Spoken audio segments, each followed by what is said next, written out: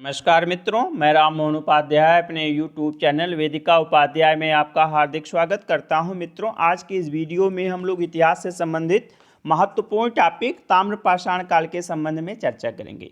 इसके पहले की वीडियो में मैंने ताम्रपाषाण काल से संबंधित 10 प्रश्नों की श्रृंखला आप लोगों के समक्ष प्रस्तुत की थी, जिसे आप लोगों ने काफ़ी पसंद भी किया था। तो उसी श्रृंखला को मैं आज की वीडियो में आगे बढ़ा रहा हूँ और इस वीडियो में मैंने कुल 11 प्रश्नों को स्थान दिया है जो कि काफ़ी महत्वपूर्ण हैं। तो हमारा पहला प्रश्न है, निम्नलिखित में से कौन सी संस्कृत हड़प्पा संस्कृत की कनिष्ठ समकालीन मानी जाती है?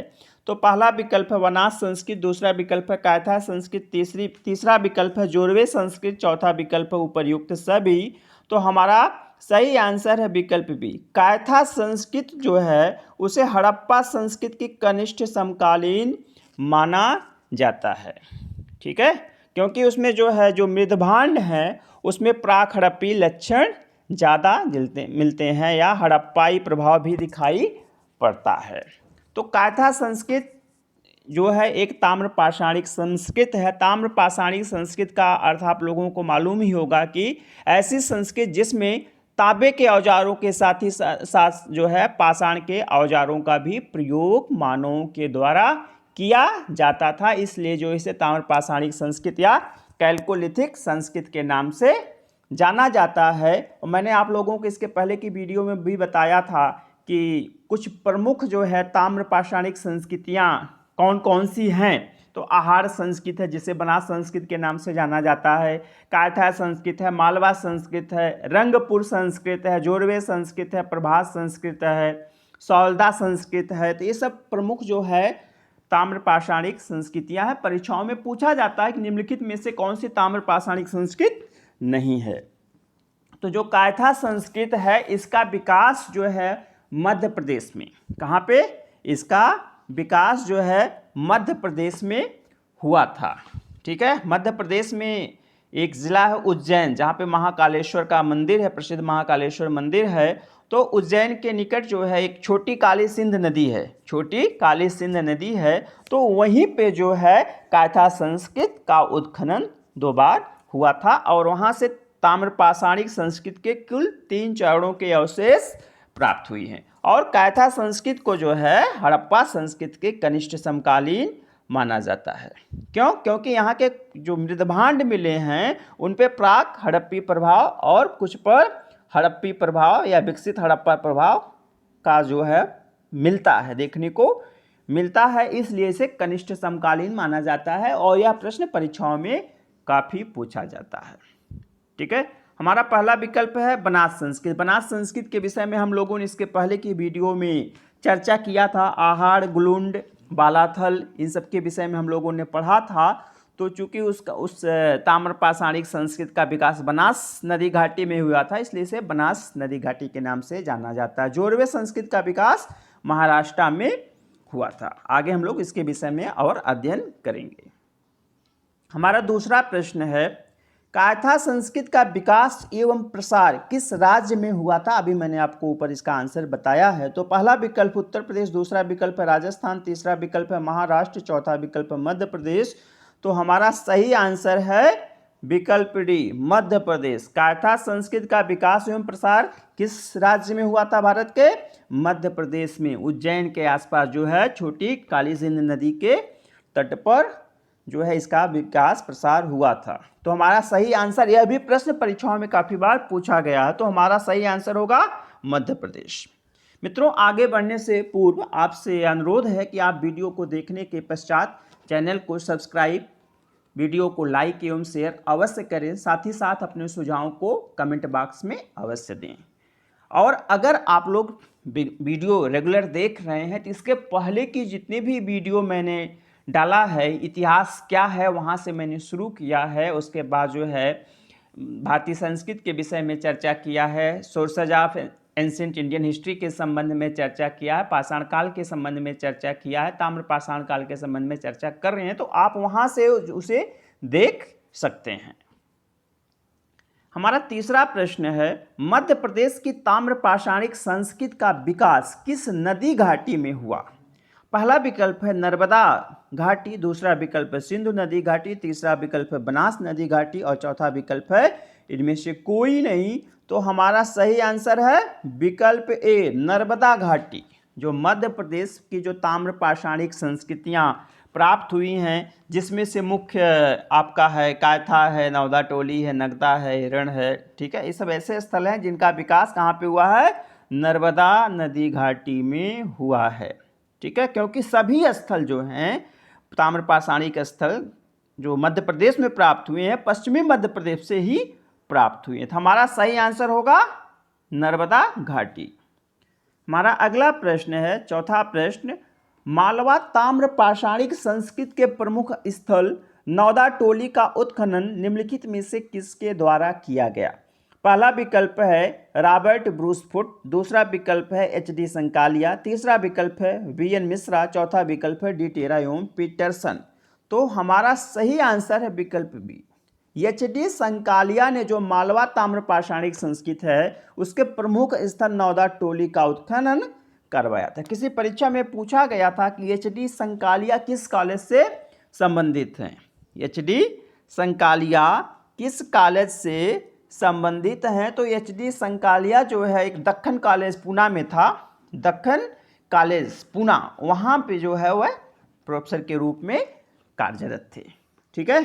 तो नौदा टोली का उत्खनन किसके द्वारा कराया गया था, एच.डी. संकालिया के द्वारा कराया गया था। रॉबर्ट ब्रूसफुट के विषय में आप लोगों को खूब मालूम होगा, वी.एन. मिश्रा के विषय में भी आपको जानकारी होगी। वी.एन. मिश्रा ने जो लूनी नदी घाटी जो कि पूरा पाषाण काल से संबंधित है, राजस्थान में है, वहाँ पे उत्खनन कार्य कराया था। और डी. टेरा एवं पीटरसन ने जो है पोतवार अभियान से संबंधित हैं और नव पाषाणिक संस्कृति के जो प्रमुख स्थल हैं आपका जम्मू कश्मीर में, ठीक है, बुर्ज होम है, गुफकराल है, उन सब स्थलों की खोज किया था। इसके बाद हमारा अगला प्रश्न है, कौन सी ताम्र पाषाणिक संस्कृति अपने उत्कृष्ट मृदभांडों के लिए प्रसिद्ध है। काफी महत्वपूर्ण प्रश्न है। पहला विकल्प है मालवा संस्कृत, दूसरा विकल्प है जोरवे संस्कृत, तीसरा विकल्प है बनास संस्कृत, चौथा विकल्प है उपर्युक्त सभी। तो हमारा सही आंसर है विकल्प ए, मालवा संस्कृत। जो हमारी मालवा संस्कृत है, मालवा संस्कृत मतलब जो मध्य प्रदेश में जितने ताम्र पाषाणिक स्थल पाए गए हैं वो सभी मालवा संस्कृत के अंतर्गत आते हैं। तो मालवा संस्कृत के जो मृदभांड हैं वह अपने उत्कृष्ट कला के लिए जो है काफ़ी प्रसिद्ध हैं, ठीक है। खास तौर पे जो इसमें नौदा टोली से जो स्थल प्राप्त हुए हैं, नौदा टोली से जो मृदभांड प्राप्त हुए हैं वो जो है काफ़ी महत्वपूर्ण है। उत्कृष्ट मृदभांडों की श्रेणी में उन्हें रहा जाता है। प्रश्न आता है कि सर्वश्रेष्ठ मृदभांड, ठीक है, तो कहाँ से कौन सा है, मालवा संस्कृत के मृदभांड जो है सर्वश्रेष्ठ मृदभांड हैं। और इसकी जो मुख्य विशेषता, सर्वश्रेष्ठ मृदभांड का मतलब यहाँ पे क्यों कहा गया है कि जो है ये चित्रित काले और लाल मृदभांड होते हैं, चित्रित काले और लाल मृदभांड होते हैं जिनमें एक विशिष्ट प्रकार के लाल पालिश का लेप किया जाता है और उसे काले रंग के चित्रों से सजाया जाता है। जो ये मालवा संस्कृति के जो मृदभांड हैं तो जो देखने में काफ़ी सुंदर लगते हैं, इसलिए जो है उसे उत्कृष्ट मृदभांडों की श्रेणी में रखा जाता है। यह प्रश्न भी परीक्षाओं में काफ़ी बार पूछा गया है। जोरवे संस्कृत महाराष्ट्र से संबंधित है, यह भी एक ताम्र पाषाणिक संस्कृत है। बनास संस्कृत जो है राजस्थान से संबंधित है, यह भी एक ताम्र पाषाणिक संस्कृत है। हमारा अगला प्रश्न है, एशिया महाद्वीप का सबसे विस्तृत उत्खनित ताम्र पाषाणिक ग्राम स्थल है, ठीक है, पहला कौन सा है। पहला विकल्प है इनाम गांव, दूसरा विकल्प है नौदा टोली, तीसरा विकल्प है नेवासा और चौथा विकल्प है सोनगांव। चौथा विकल्प है सोनगांव। तो हमारा सही आंसर है विकल्प बी, विकल्प बी, नौदा टोली। नौदा टोली का उत्खनन किसने करवाया था, प्रोफेसर एच.डी. संकालिया ने कराया था। एच.डी. संकालिया किस कॉलेज में कार्यरत थे, दक्खन कॉलेज, कहाँ पे अवस्थित है, पूना में अवस्थित है, ठीक है। तो उन्होंने जो नौदा टोली का उत्खनन कराया था तो वह अगर देखा जाए तो पूरे एशिया में सबसे बड़ा उत्खनित ताम्र पाषाणिक इस ग्राम स्थल है। ठीक है, ताम्रपाषाणिक ग्राम स्थल है। इनाम गांव कहाँ पे है? इनाम गांव जो है जोरवे संस्कृत से संबंधित है और यह महाराष्ट्र में है। कहाँ पे है?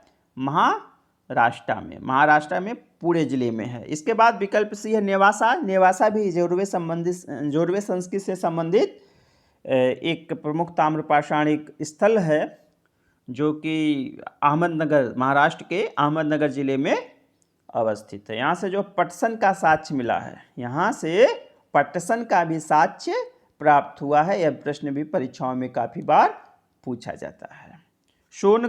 सोनगांव भी जोरवे संस्कृत से ही संबंधित है। किस संस्कृत से? जोरवे संस्कृत से संबंधित है और यह महाराष्ट्र के पुणे जिले में अवस्थित है।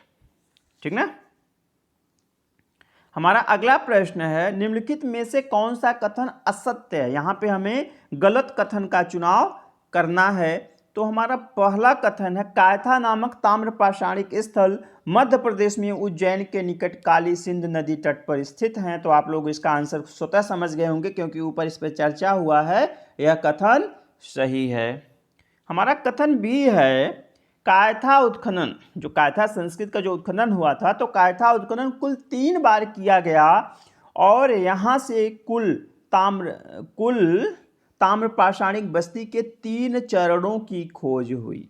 ठीक है, तो यह कथन सही नहीं है क्योंकि मैंने आपको पहले ही बताया था, आपने ध्यान दिया होगा कि कुल वहाँ पे कितने बार उत्खनन कराया गया था? 2 बार उत्खनन कराया गया था, न कि 3 बार उत्खनन कराया गया था। और वहाँ के उत्खनन से कुल 3 चरणों, ठीक है, ताम्रपाषाणिक बस्ती के कुल 3 चरणों की संस्कृत की खोज हुई।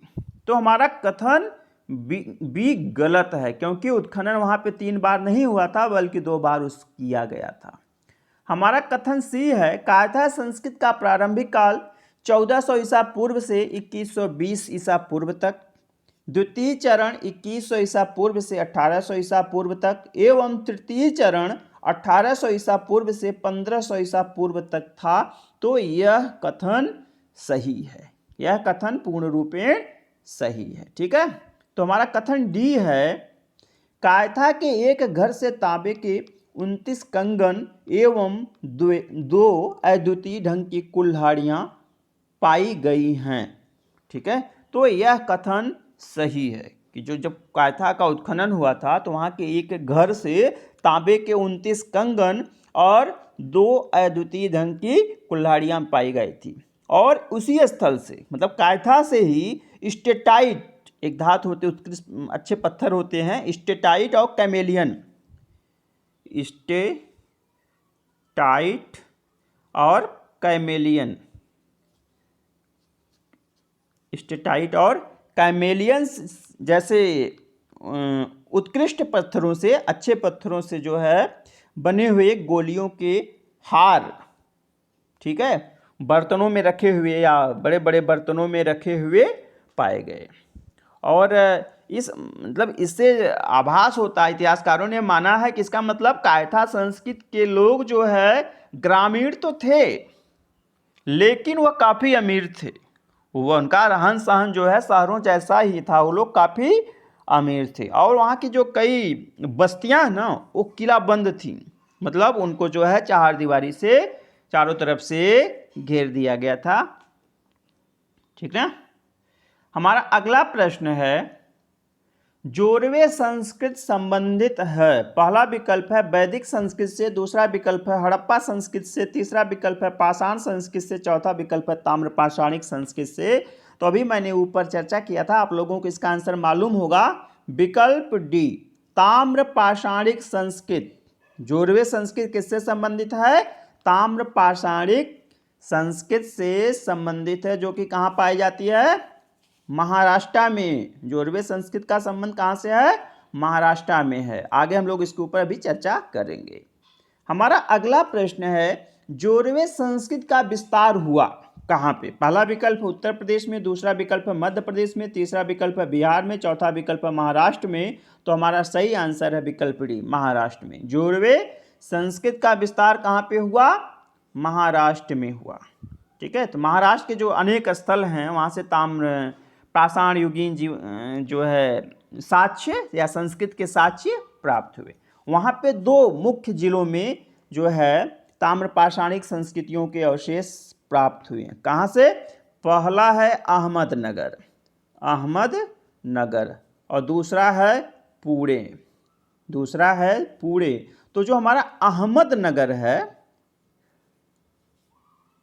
अहमदनगर, तो अहमदनगर में कौन कौन से स्थल से जो है आपका जोरवे संस्कृत का साक्ष्य प्राप्त हुआ है? तो अहमदनगर में एक स्थान है जोरवे, जिसके नाम पर इस संस्कृत का नाम जोरवे हो गया।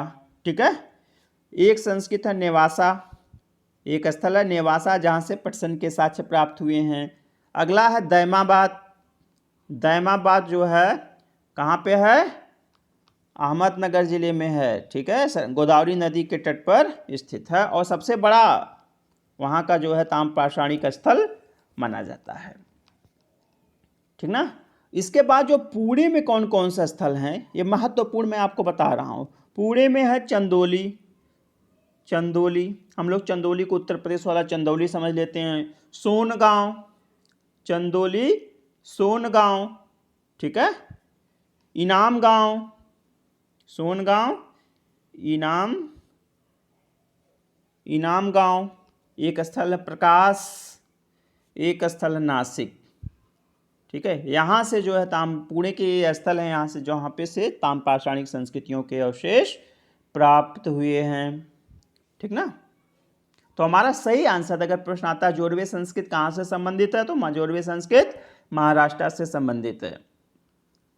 इसके बाद हमारा अगला प्रश्न है, निम्नलिखित में से कौन जोरवे संस्कृत से संबंधित नहीं है? ठीक है, तो हमारा मुझे पहला विकल्प है नेवासा, दूसरा विकल्प है दैमाबाद, तीसरा विकल्प है इनाम गांव और चौथा विकल्प है प्रकाश। तो ये जो है थोड़ा सा प्रश्न मुझे लगता है टाइप करने में कहीं गलती हो गई है इसमें। तो चारों स्थल जो हैं आपके जोरवे संस्कृत से संबंधित हैं। ठीक है, तो उपर्युक्त एक विकल्प इसमें होना चाहिए था, उपर्युक्त सभी। तो चारों स्थल जोरवे संस्कृत से संबंधित हैं। ऊपर मैंने भी आपसे इसकी चर्चा की है। इसके बाद हमारा 11वां एवं अंतिम प्रश्न है, जोरवे संस्कृत का सबसे बड़ा एवं महत्वपूर्ण स्थल है, महत्वपूर्ण स्थल है। पहला विकल्प है नेवासा, दूसरा विकल्प है सोनगांव, तीसरा विकल्प है चंदौली, चौथा विकल्प है दैमाबाद, चौथा विकल्प है दैमाबाद। तो हमारा सही आंसर है विकल्प डी। दैमाबाद जो है जोरवे संस्कृत का सबसे बड़ा एवं महत्वपूर्ण स्थल है। यह 20 हेक्टेयर क्षेत्र में फैला हुआ है, जिसमें लोग अनुमान लगाते हैं कि लगभग 4000 लोग निवास करते रहे होंगे। ठीक है, यहाँ से तांबे के साथ बहुत बड़ी संख्या में कांसे की भी वस्तुएं प्राप्त हुई हैं। यहाँ से जो तांबे की वस्तुएं मिली हैं, वैसे दैमाबाद को अगर देखा जाए तो सैंधव सभ्यता का सबसे दक्षिणी स्थल माना जाता है, सैंधव सभ्यता का सबसे दक्षिणी स्थल माना जाता है। तो जैसे है रथ चलाते हुए मनुष्य की आकृति प्राप्त हुई है, रथ चलाते हुए मनुष्य की आकृति प्राप्त हुई है। ठीक है, किससे बना हुआ है? तांबे से बना हुआ है। सांड की आकृति प्राप्त हुई है, गैंडे की आकृति प्राप्त हुई है और हाथी की आकृतियां प्राप्त हुई, और सभी जो है ठोस धातु से निर्मित हैं। यहाँ के लोग जौ, गेहूँ, मसूर, मटर, कुल्थी, चावल के भी साक्ष्य यहाँ से प्राप्त हुए हैं। ठीक है, उसका सेवन करते थे। पशुओं को जो है लोग पालते थे, चूँकि ग्रामीण सभ्यता थी, तो ग्रामीण सभ्यता की जितने चीज़ें हैं वो यहाँ से संबंधित थे। ठीक ना। तो मित्रों, इस वीडियो में मैंने ताम्रपाषाणिक संस्कृत से संबंधित महत्वपूर्ण प्रश्नों के ऊपर चर्चा किया है, और ये प्रश्न परीक्षाओं में किसी न किसी रूप में पूछे जाते हैं। तो आप ध्यानपूर्वक जो है वीडियो को देख लीजिएगा, और अगर आपको लगता है महत्वपूर्ण कंटेंट है तो अपनी कॉपी में ज़रूर नोट कर लीजिएगा, और इस वीडियो को अधिक से अधिक शेयर करें। आप लोगों को सुनने के लिए बहुत बहुत धन्यवाद। नमस्कार।